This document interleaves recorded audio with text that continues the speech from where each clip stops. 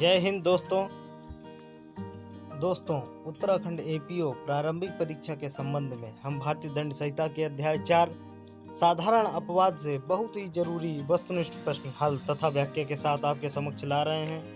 तो दोस्तों आप सभी हमारे चैनल को सब्सक्राइब कर लें, बेल आइकन को प्रेस कर लें ताकि हमारी नई वीडियो का नोटिफिकेशन आप सभी को मिलता रहे। तो चलिए दोस्तों शुरू करते हैं।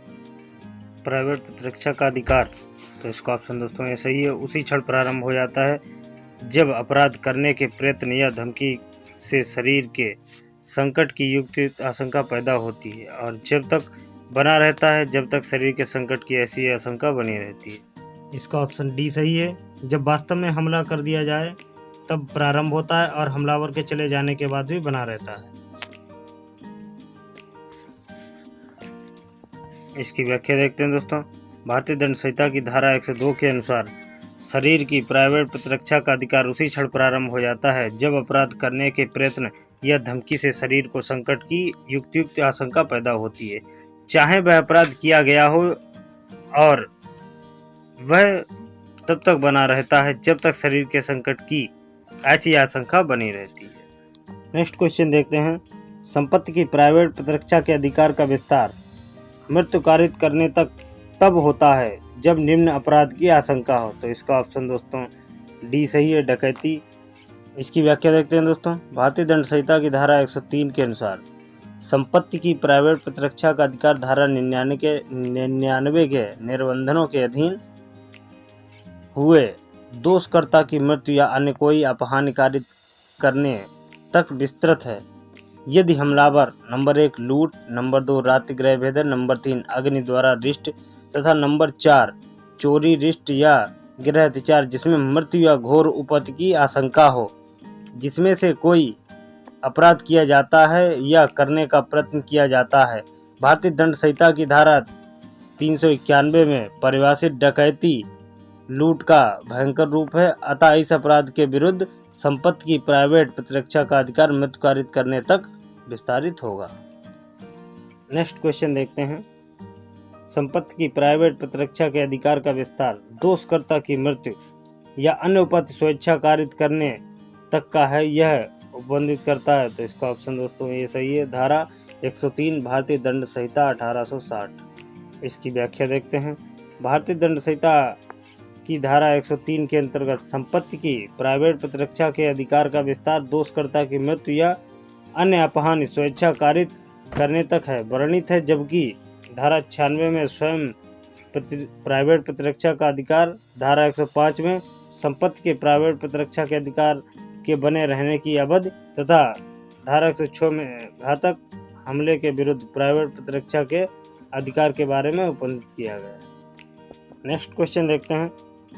संपत्ति की प्राइवेट प्रतिरक्षा के आधार पर विस्तार निम्न आशय में मृत्यु कारित करने तक नहीं होता है। तो इसका ऑप्शन दोस्तों सी है, चोरी में।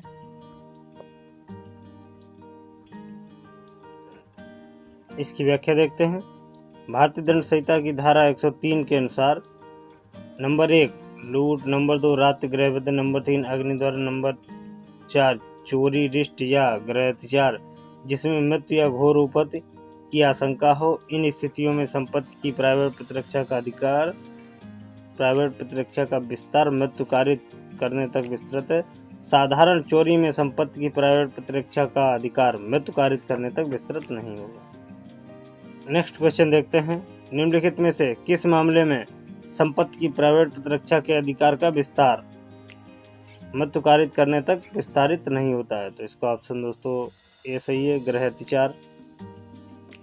प्रस्तुत समस्या में रात्रिगृह भेदन अग्नि द्वारा रिष्ट में धारा 103 के अनुसार मृत्यु कारित करने का अधिकार है, किंतु गृह अत्याचार की व्यवस्था में उसी समय यह अधिकार उपलब्ध होगा जबकि मृत्यु या घोर उपद्रव की युक्त आशंका हो, यह केवल गृह अत्याचार में उपलब्ध नहीं होगा। जहां तक डकैती का प्रश्न है, विधायकों की यह कतई मंशा नहीं थी कि लूट में डकैती शामिल नहीं है, अतः धारा 103 के अंतर्गत लूट में डकैती का शामिल माना जाना चाहिए, क्योंकि यह हास्यास्पद भी होगा कि संपत्ति की प्राइवेट प्रतिरक्षा का अधिकार मृत्यु कारित करने तक लूट में तो उपलब्ध है जबकि उसके प्रारूप डकैती में नहीं। निम्नलिखित में से किसमें संपत्ति की प्राइवेट प्रतिरक्षा का अधिकार मृत्यु कारित करने तक विस्तृत नहीं होता है? तो इसका ऑप्शन दोस्तों डी सही है, गृह अत्याचार में। इसकी व्याख्या देखते हैं। गृह अत्याचार में संपत्ति की प्राइवेट प्रतिरक्षा का अधिकार मृत्यु कारित करने तक तभी तक है जबकि भारतीय दंड संहिता की धारा 103 के खंड 4 के अनुसार गृह अत्याचार ऐसी परिस्थितियों में किया गया हो कि यदि प्राइवेट प्रतिरक्षा के अधिकार का प्रयोग न किया गया तो परिणाम मृत्यु या घोर उपहत्य होगा, जबकि विकल्प में उपलब्ध अन्य परिस्थितियों में मृत्यु कारित करने का अधिकार है। नेक्स्ट क्वेश्चन देखते हैं। 1970 में उत्तर प्रदेश अधिनियम द्वारा भारतीय दंड संहिता की धारा 103 में 5वां उपखंड जोड़ा गया है, जिसके द्वारा संपत्ति की प्रतिरक्षा के अधिकार के प्रयोग में मृत्यु कारित करने का अधिकार दिया गया है। इसमें निम्नलिखित में से कौन सा सम्मिलित नहीं है? तो इसका ऑप्शन दोस्तों डी सही है। कोई भवन, छोलदारी या पोत जिसका प्रयोग पूजा स्थल के रूप में किया जाता हो।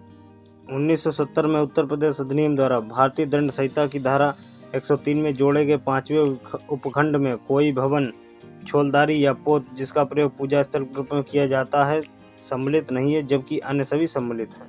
संपत्ति की प्रतिरक्षा में कब हत्या नहीं की जा सकती? तो इसका ऑप्शन दोस्तों ए सही है, उद्यापन में। इसकी व्याख्या देखते हैं। उद्यापन के अपराध में संपत्ति की प्रतिरक्षा में हत्या नहीं की जा सकती है। संहिता की धारा 103 में यह उपबंध है कि कब संपत्ति की प्रतिरक्षा में मृत्यु कारित की जा सकती है। नेक्स्ट क्वेश्चन देखते हैं। किस अपराध के विरुद्ध प्राइवेट प्रतिरक्षा का अधिकार उपलब्ध नहीं है? तो इसका ऑप्शन दोस्तों बी सही है, जालसाजी। इसकी व्याख्या देखते हैं। भारतीय दंड संहिता की धारा 97 खंड 2 के अंतर्गत लूट, चोरी, रिष्ट तथा आपराधिक अत्याचार के विरुद्ध प्राइवेट प्रतिरक्षा का अधिकार उपलब्ध है, किंतु जालसाजी के अपराध का इसमें उल्लेख नहीं है, अतः जालसाजी के अपराध के विरुद्ध प्राइवेट प्रतिरक्षा का अधिकार उपलब्ध नहीं है। नेक्स्ट क्वेश्चन देखते हैं। निम्नलिखित में से किसमें संपत्ति की निजी सुरक्षा का अधिकार प्रारंभ होता है? तो इसका ऑप्शन दोस्तों बी सही है, जब संपत्ति पर खतरे का युक्त भय प्रारंभ हो जाए। इसकी व्याख्या देखते हैं।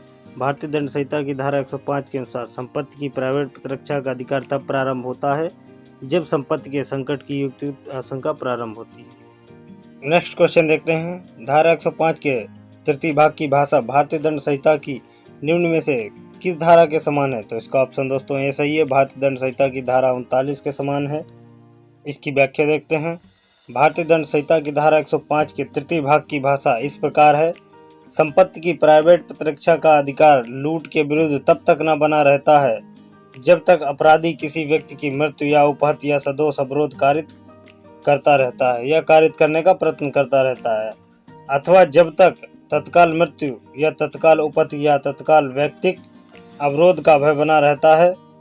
भारतीय दंड संहिता की धारा 39 के अनुसार कोई व्यक्ति किसी परिणाम को स्वेच्छा कारित करता है, यह तब कहा जाता है जब वह उसे उन साधनों द्वारा कारित करता है जिनके द्वारा उसे कारित करना उसका आशय था, या उन साधनों द्वारा कारित करता है जिन साधनों को काम में लाते समय यह जानता था या यह विश्वास करने का कारण रखता था कि उससे उसका कारित होना संभाव्य है। दोनों धाराओं की भाषा लगभग समान है, जैसे कारित करना। अतः इस प्रश्न का उत्तर सही विकल्प है। नेक्स्ट क्वेश्चन देखते हैं। एक भीड़ का पर घातक अस्त्र से हमला करती है, का अपने बचाव में गोली चलाता है। गोली से भीड़ में सम्मिलित एक निर्दोष बालक की मृत्यु हो जाती है। इस स्थिति में तो इसका ऑप्शन दोस्तों डी सही है, का ने कोई अपराध नहीं किया है। इसकी व्याख्या देखते हैं।